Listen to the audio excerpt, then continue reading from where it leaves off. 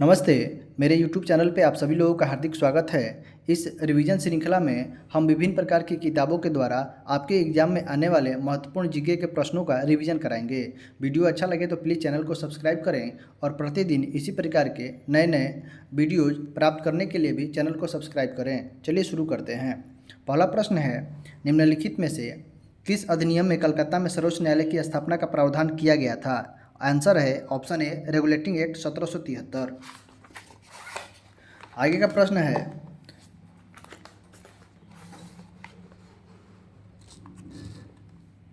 सर्वोच्च न्यायालय की स्थापना के संबंध में निम्नलिखित में से कौन सा कथन सही है? दो कथन दिया है, उन दोनों में से कौन से कथन सही है आपको बताने हैं। कलकत्ता में सर्वोच्च न्यायालय की स्थापना 1773 के रेगुलेटिंग एक्ट के द्वारा की गई थी।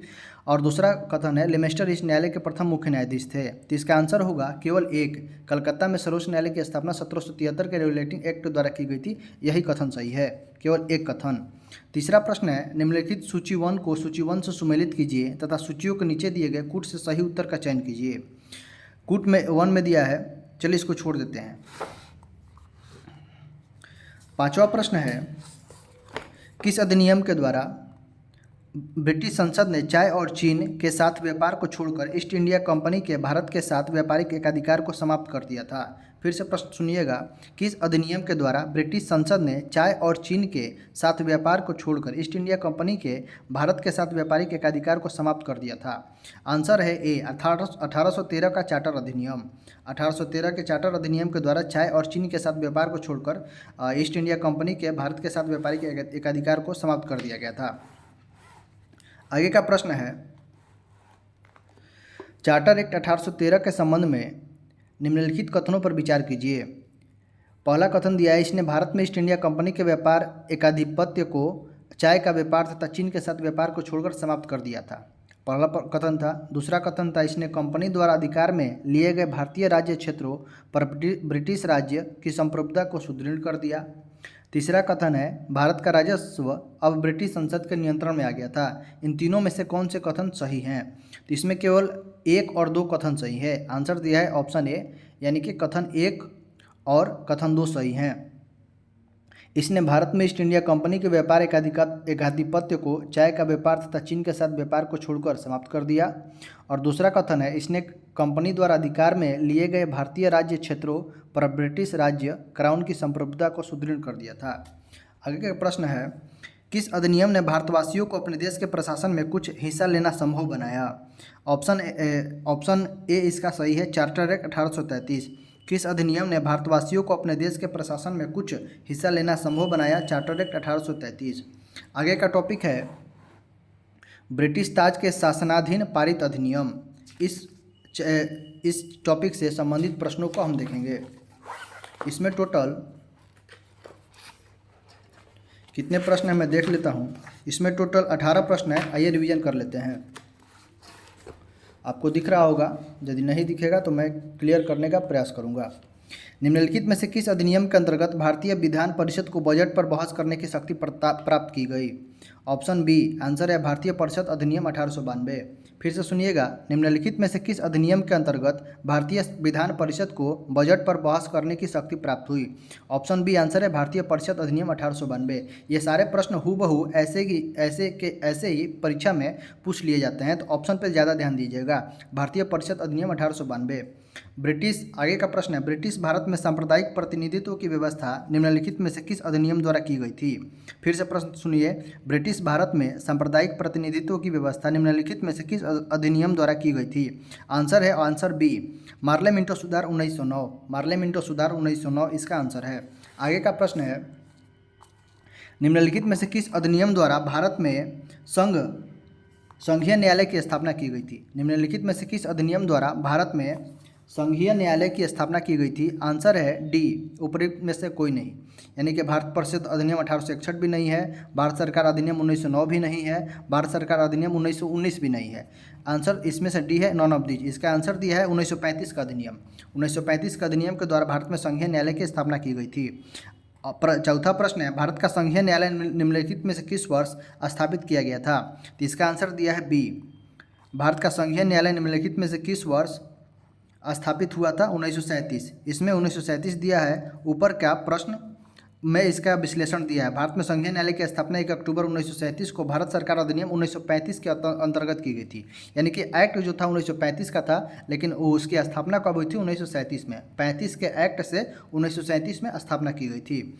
आगे पांचवा प्रश्न है, केंद्र में द्वैध शासन किस अधिनियम के अंतर्गत स्थापित किया गया था? केंद्र में द्वैध शासन किस अधिनियम के अंतर्गत स्थापित किया गया था? इसका आंसर सी है, भारत सरकार अधिनियम 1935। केंद्र में द्वैध शासन स्थापना 1935 के अधिनियम के द्वारा स्थापित किया गया था। आगे का प्रश्न है, निम्नलिखित में से किस अधिनियम ने केंद्र में द्वैध शासन प्रणाली की स्थापना किया था? वही वाला प्रश्न रिपीट हो रहा है। निम्नलिखित में से किस अधिनियम ने केंद्र में द्वैध शासन प्रणाली की स्थापना किया था? भारत सरकार अधिनियम 1935। भारत शासन अधिनियम 1935।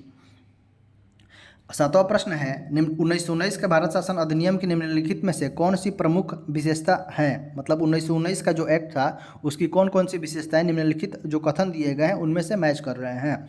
पहला कथन है, प्रांतों की कार्यकारिणी सरकार में द्वैध शासन की व्यवस्था। दूसरा कथन है, मुसलमानों के लिए पृथक सांप्रदायिक निर्वाचक मंडलों की व्यवस्था। और तीसरा कथन है, केंद्र द्वारा प्रांतों को विधायिनी शक्ति का हस्तांतरण। तीनों कथन में से कौन सा कथन 1919 के एक्ट से संबंधित है? तो इसका आंसर दिया है सी, 1 और 3। एक कथन, पहला कथन है प्रांतों की कार्यकारिणी सरकार में द्वैध शासन की व्यवस्था, ये भी 1919 के एक्ट से था।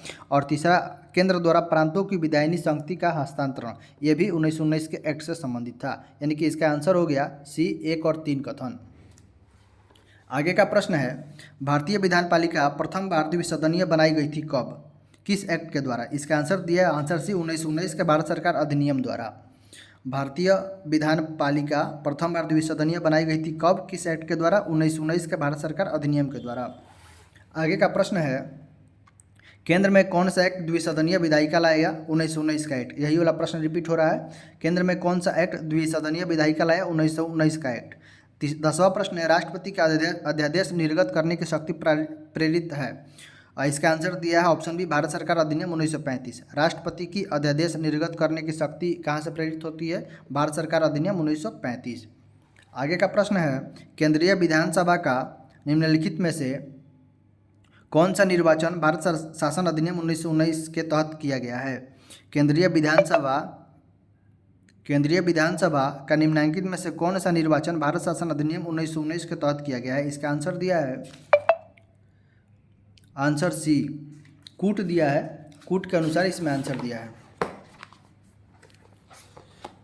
सही उत्तर का चयन करना है कूट से, ए और सी कथन सही है। ए में क्या है? 1926 और 1945।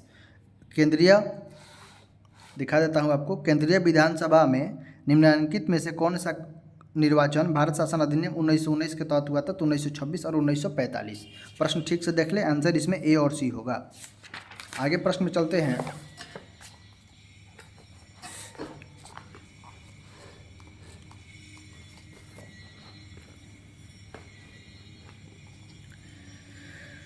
आगे का प्रश्न बोल रहा है, निम्नलिखित में से किस अधिनियम द्वारा संवैधानिक निरंकुशता का सिद्धांत प्रवृत्त किया गया? निम्नलिखित में से किस अधिनियम द्वारा संवैधानिक निरंकुशता का सिद्धांत प्रवृत्त किया गया? आंसर दिया है, आंसर सी, 1935 का भारत शासन अधिनियम। 1935 का भारत शासन अधिनियम इस प्रश्न का उत्तर होगा। आगे का प्रश्न है, भारत के संविधान में केंद्र और राज्यों के बीच किया गया शक्तियों का विभाजन इनमें से किसमें उल्लिखित योजना पर आधारित है? भारत के संविधान में केंद्र और राज्यों के बीच किया गया शक्तियों का विभाजन किसमें उल्लिखित योजना पर आधारित है? आंसर सी दिया है, भारत सरकार अधिनियम 1935। ठीक से प्रश्न देख लीजिए, भारत के संविधान में केंद्र और राज्यों के बीच किया गया शक्तियों का विभाजन इनमें से किसमें उल्लिखित योजना पर आधारित है? भारत सरकार अधिनियम 1935।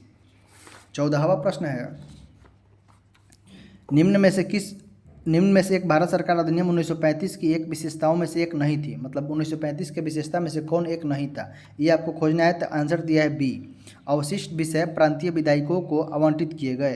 अवशिष्ट विषय प्रांतीय विधायिकाओं को आवंटित किए गए, ये 1935 के एक्ट में नहीं था।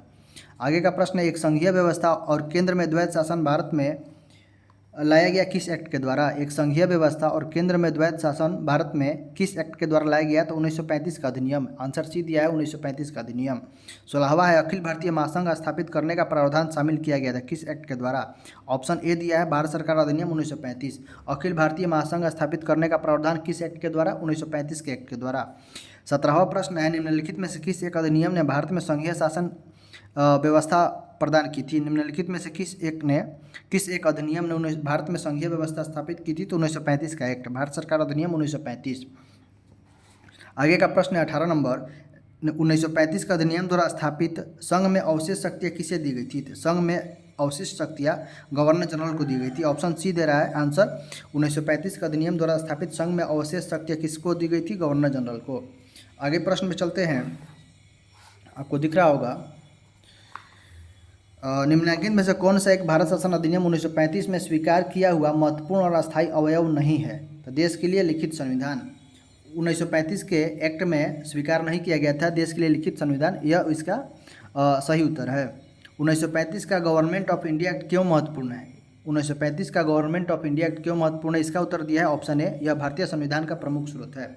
1935 का गवर्नमेंट ऑफ इंडिया एक्ट जो है भारतीय संविधान का ही प्रमुख स्रोत है। आगे का अंतिम प्रश्न है 21 नंबर, निम्नलिखित अधिनियमों में से किस अधिनियम के फलस्वरूप बर्मा भारत से अलग हुआ था? बर्मा भारत से अलग हुआ था। ऑप्शन सी आंसर दिया है गवर्नमेंट ऑफ इंडिया एक्ट 1935। 1935 के एक्ट के द्वारा बर्मा जो है, म्यांमार जो जिसको अभी बोलते हैं, भारत से अलग हुआ था, government of India act 1935। Next topic जो है भारतीय संविधान सभा और संविधान निर्माण प्रक्रिया, इसके जो ऑब्जेक्टिव्स हो गए हम नेक्स्ट वीडियो में इसको रिवीजन करेंगे। आज के लिए इतना ही। वीडियो अच्छा लगे तो प्लीज़ चैनल को सब्सक्राइब करें और बेल आइकन को भी दबाएं ताकि अगले वीडियो की नोटिफिकेशन आप तक आसानी से पहुंचती रहे। धन्यवाद।